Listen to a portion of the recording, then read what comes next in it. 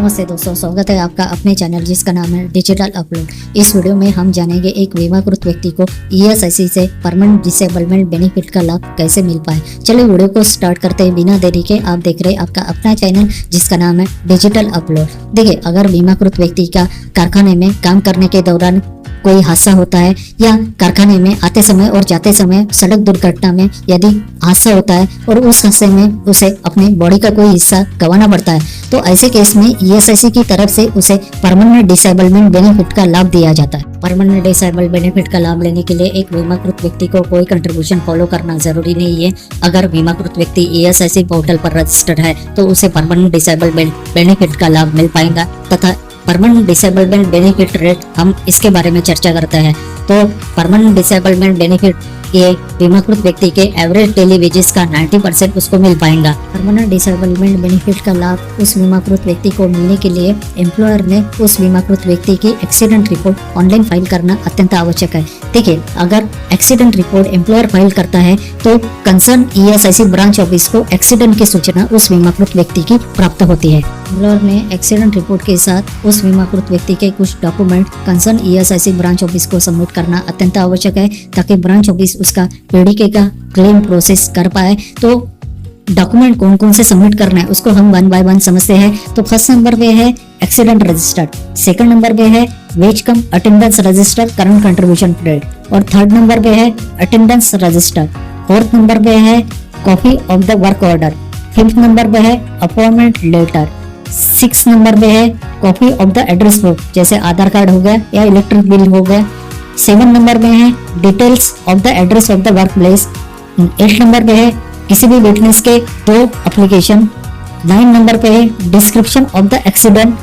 तो एम्प्लॉयर ने description of the accident अपने लेटर हेड पे उसको लिखवाना और सबमिट करना अत्यंत आवश्यक है। 10 नंबर पे है hospital case paper. 11 explanation letter accident report late submission के बारे में एम्प्लॉयर को देना अत्यंत आवश्यक है। तथा ईएसआई डिस्पेंसरी से एम्प्लॉयमेंट इंजरी का सर्टिफिकेट लेना अत्यंत आवश्यक है।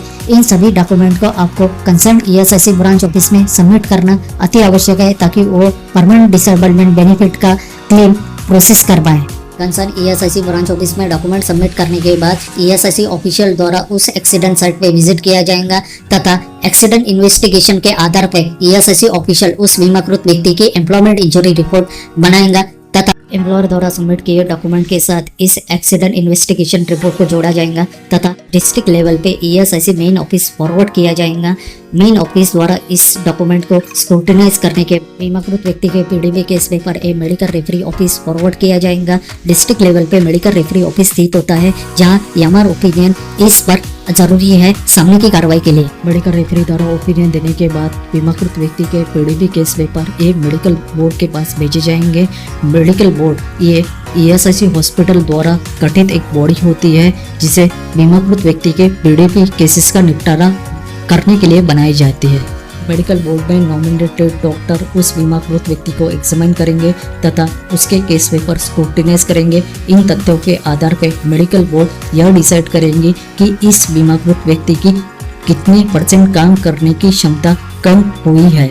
मेडिकल बोर्ड द्वारा उस बीमाकृत व्यक्ति की पेंशन 10 रुपये या 10 रुपये से कम डिसाइड की है, तो ऐसी स्थिति में उस बीमाकृत व्यक्ति एक आवेदन मेन ऑफिस दे सकते हैं, ताकि वो बीमाकृत व्यक्ति लमसम स्वरूप में उस पेंशन को विड्रॉ कर सके। पर बीमाकृत व्यक्ति ने यह ध्यान में रखना होगा कि लमसम स्वरूप में वो 60,000 या 60,000 के नीचे अमाउंट विड्रॉ कर सकते हैं। मेडिकल बोर्ड उस बीमाकृत व्यक्ति की पीडीबी पेंशन की सूचना अपने रिमार्क के साथ मेन ऑफिस सबमिट कर देगा, ताकि मेन ऑफिस उस बीमाकृत व्यक्ति को पीडीबी पेंशन का सर्टिफिकेट इशू कर पाए। अगर बीमाकृत व्यक्ति की एम्प्लॉयमेंट इंजरी ज्वाइनिंग डेट या करंट मंथ में है, तो ऐसी स्थिति में एम्प्लॉयर द्वारा ESIC form number 32 concern ESIC branch office में सबमिट करना अनिवार्य है। ईएसआईसी फॉर्म नंबर 32 इसे वेज कंट्रीब्यूशन रिकॉर्ड भी कहा जाता है, जिसे एम्प्लॉयर द्वारा उस बीमाकृत व्यक्ति का सबमिट करना अत्यंत आवश्यक है ईएसआईसी ब्रांच ऑफिस में। बीमाकृत व्यक्ति ने claim for the permanent disablement benefit जिसे फॉर्म नंबर 14 भी कहा जाता है, उसे कंसर्न ईएसआईसी ब्रांच ऑफिस में